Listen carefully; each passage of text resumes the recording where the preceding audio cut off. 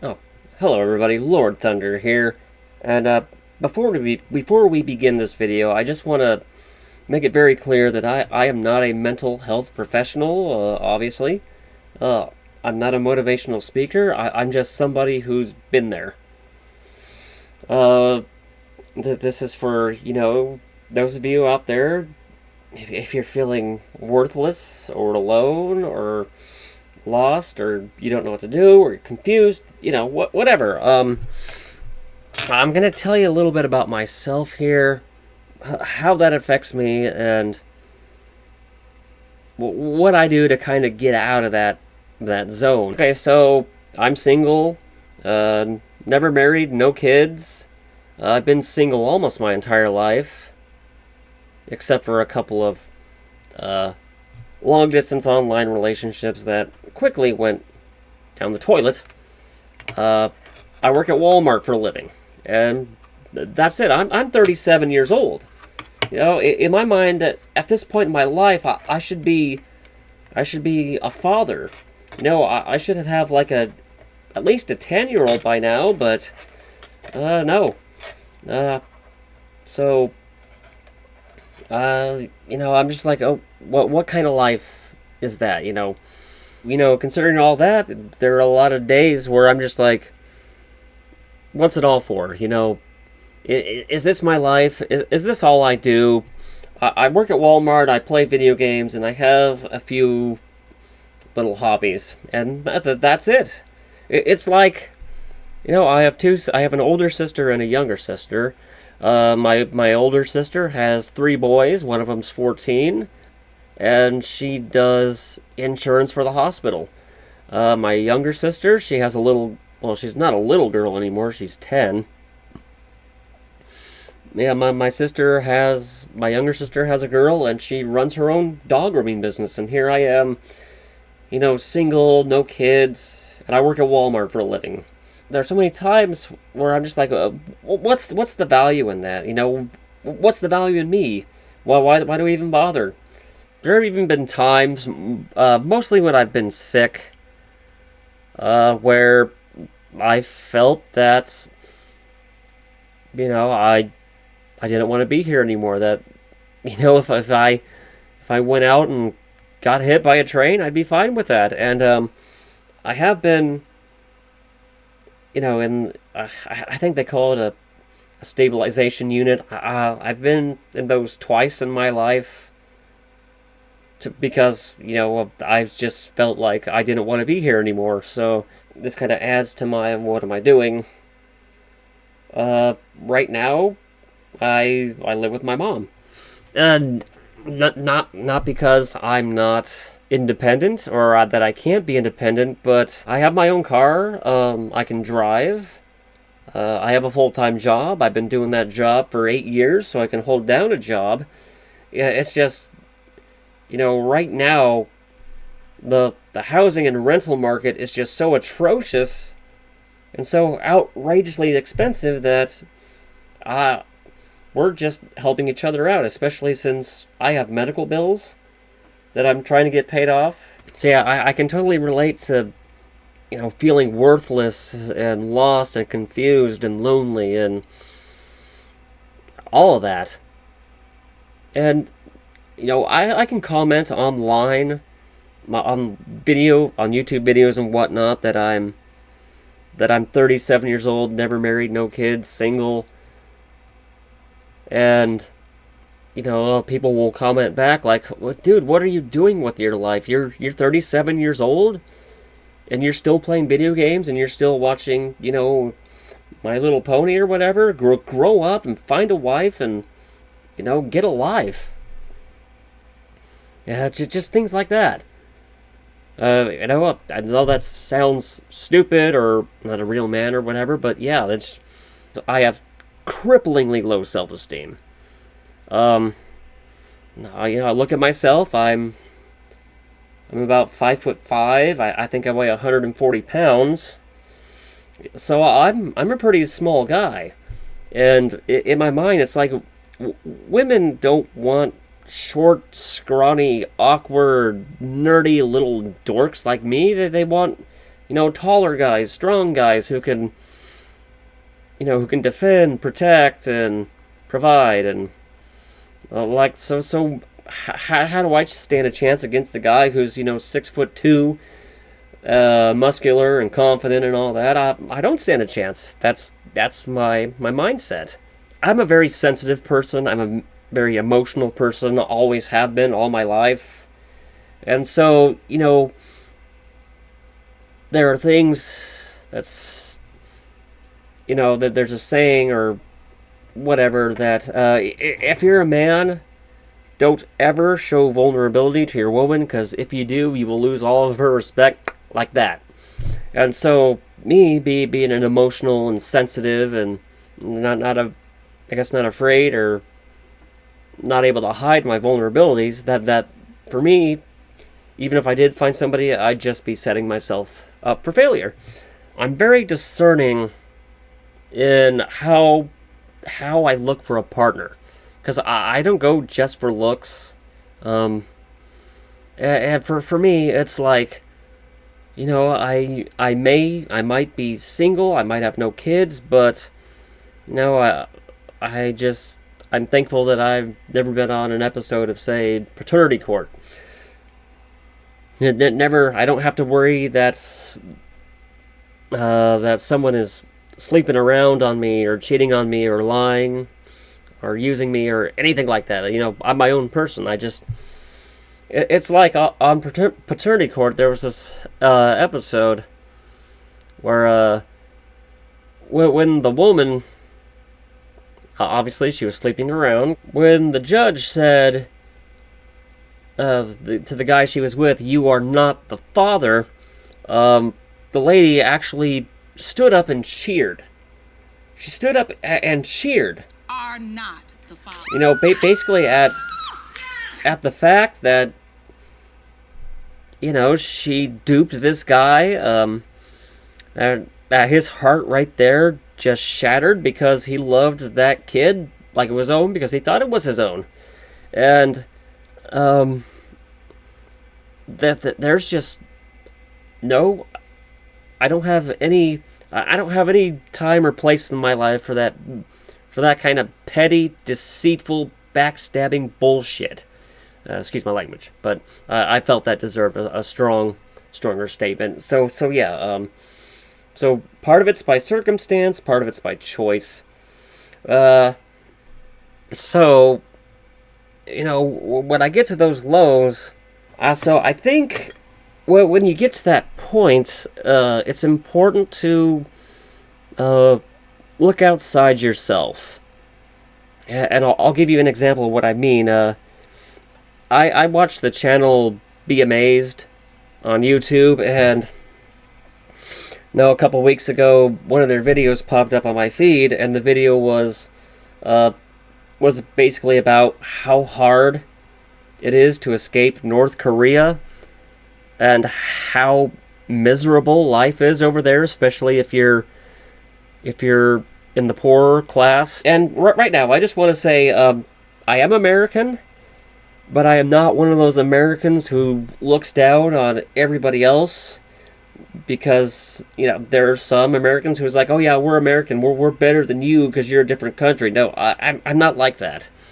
I don't look down on any other country or race or religion, but the people, the lives they live there, it's just terrible. It's nearly impossible to escape from.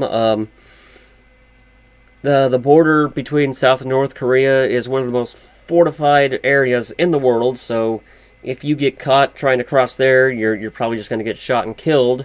If you escape over to China, China's just going to send you back, and then the North Korean government is going to punish not only you, but your entire family, even though they had nothing to do with your escape.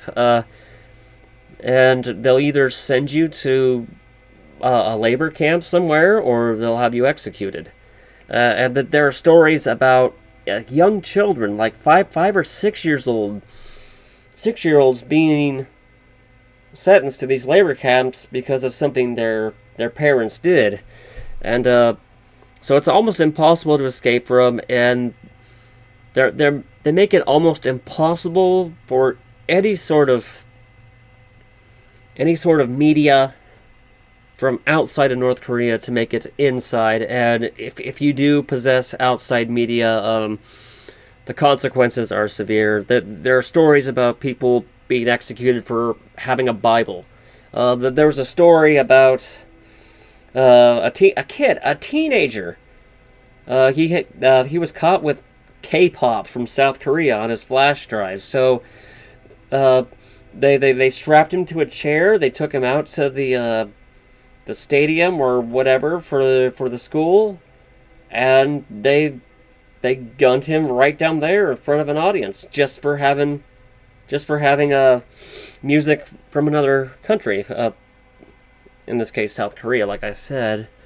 So the government there, it's one of the most oppressive, suppressive nations in the world, with some of the worst human rights in the world, and it's just terrible.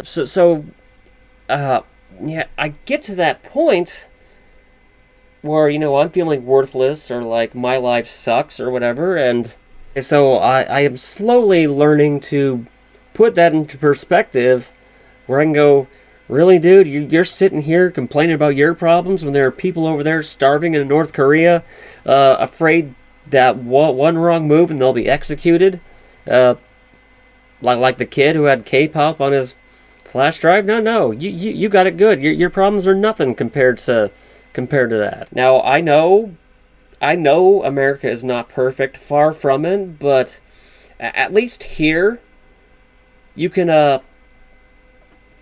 you can form anti-government protests, and that's perfectly fine and legal, as long as it doesn't become violent. You can put a bumper sticker on your car, directing obscenities and curse words and expletives to the president. And you could not do that over there. If you did that in North Korea, you'd probably be executed, no question. In 2016 or 2017, the anti-Trump rallies, hundreds of people. If they did that in North Korea, they probably would be gunned down where they stood. So, at least here in America, I know that I can speak out against the government. For the most part, I can say what I want. I can do what I want within, the confines of the law, obviously. I can travel freely between states. I can listen to music from whatever country I want. I can watch videos and play video games from any other country that I want, and that's perfectly fine. So it's just that kind of thing. I'm looking outside myself and seeing a bigger picture. So just try to see a bigger picture, and try to look outside yourself. Like, if it's so easy to take the little things for granted that we do every day, like something as simple as the ability to walk. Some people don't have that. The ability to talk. Some people don't have that. But people are some people are blind. Some are deaf.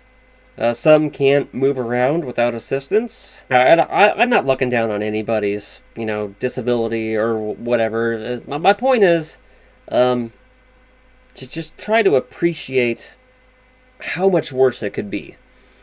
And that's just my opinion of it. So, for me personally, if I can wake up in the morning and I can walk and I can talk, and I can hear music and hear other people talk, and I can see beauty. I can go to the park and appreciate all the wildlife there, and just the beauty of nature. It's a beautiful world if you just take the time to look.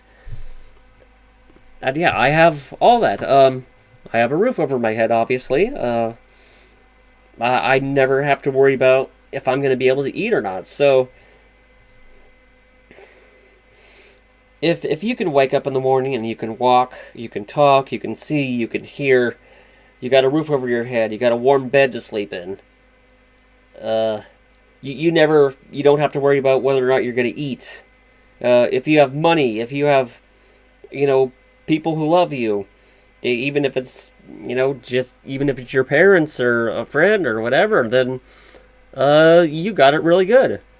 You got it really good, especially if you're living in a peaceful nation where that's not war torn and where the government isn't so ridiculously oppressive that they can kill you for just about for the slightest hint that you might just the slightest hint that you might rebel or become a threat or whatever. So yeah, so that's what helps me think about how life might be in other places like North Korea. Think about maybe how much worse it could be, and then be grateful that it's not.